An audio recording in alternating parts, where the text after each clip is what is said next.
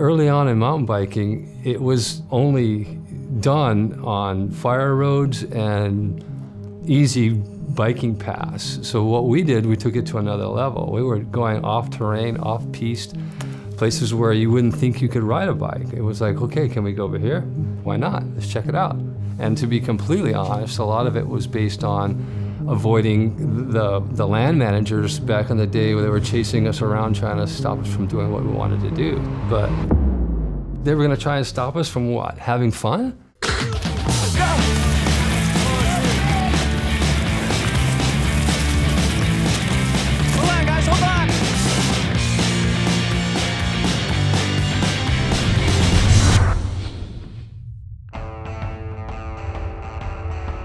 Let's face it, kids have been riding in the dirt forever, right?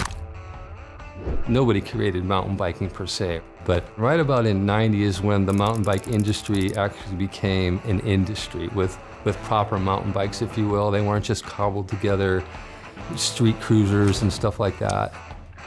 In the early days, us mountain bikers would ride whatever there is. I mean, the old mountain bikes, had no suspension, so they were rigid, front and rear. They had little tires, they had little handlebars, straight handlebars. Sometimes you ask yourself, how were we able to ride these trails on those bikes? You know, that was the draw of Laguna Beach, was that it's so challenging and so varied that we had so many options that, you know, we were constantly being challenged to be better at what we did. And that's where the Laguna Rads really came into focus.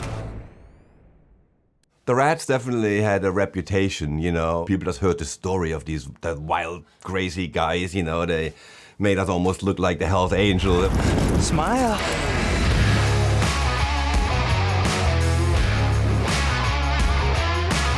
They definitely had a renegade kind of attitude. And they were having a lot of fun.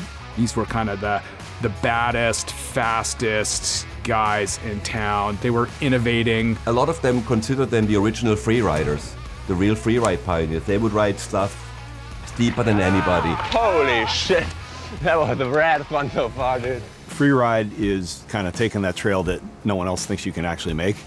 It's sort of what freeride originated from. As I understand it, a lot of the trails came here from the Rads. These guys were out here building trails before the parks were even contemplated. Back in the day, it was all Irvine Ranch property, and they didn't want anybody out there. It was all fenced off. It was a working cattle ranch. And this was a dream come true for a mountain biker, right? Because it was fenced off from everybody else, and nobody else would go in there because it was a fence. It's like, holy cow, are you kidding me? So we actually felt like we had won the lotto. Yeah!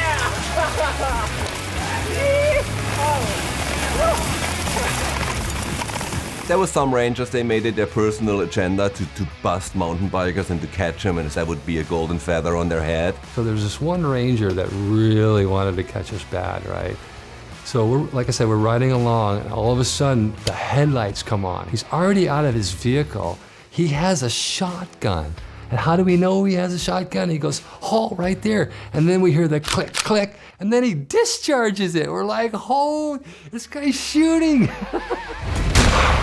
So we were just like diving in the bushes, turning around, running in every different direction, like women and children be damned, right?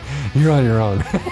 But there was also a lot of other rangers who actually worked with us. They understood that we weren't bad guys. We enjoyed the nature, and we would actually respect it. And just like in any conflict, you've got to have some dialogue, you know, and it took one guy to do that. And that was me.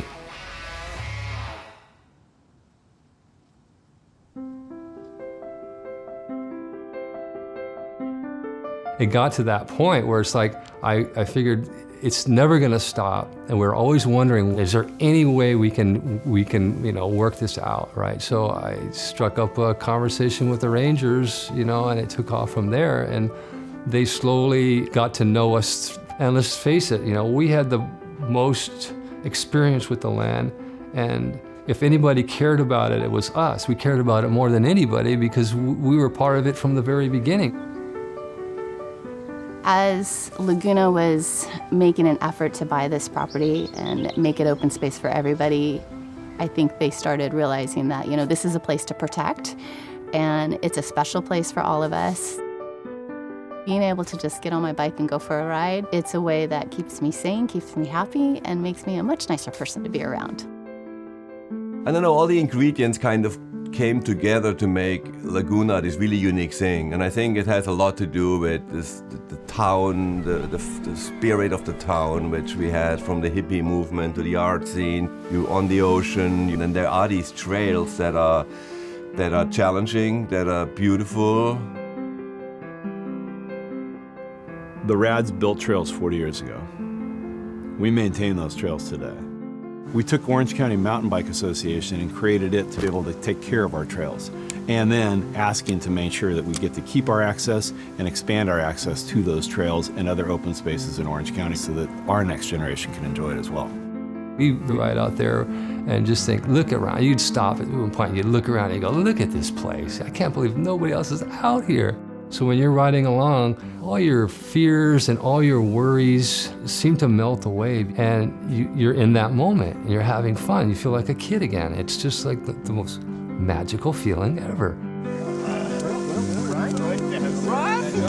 It is really interesting to me that the Rads, who were like these outsiders, outcasts, the pirates of mountain biking, cut all of these amazing trails. And then over time, they just became, part of the landscape, part of the fabric. And now people are coming from all around the world to ride our trails.